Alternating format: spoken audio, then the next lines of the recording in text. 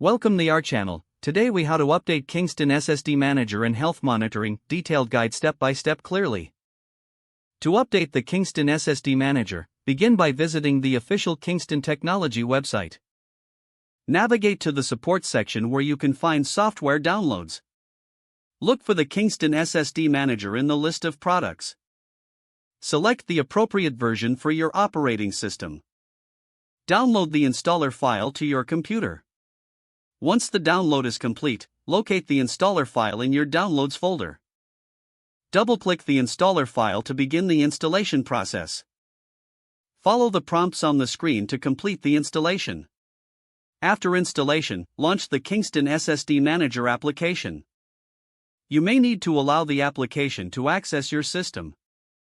Once open, the dashboard will display the status of connected Kingston SSDs. To check for updates, look for the Updates section within the app. Click on the Check for Updates button. If an update is available, follow the prompts to download and install it. After updating, restart the Kingston SSD Manager.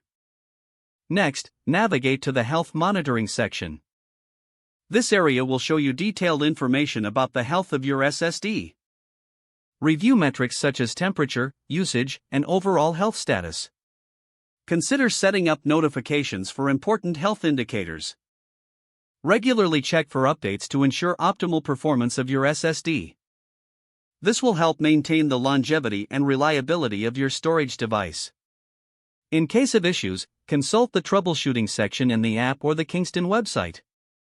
By keeping the SSD Manager updated, you can ensure your SSD performs at its best.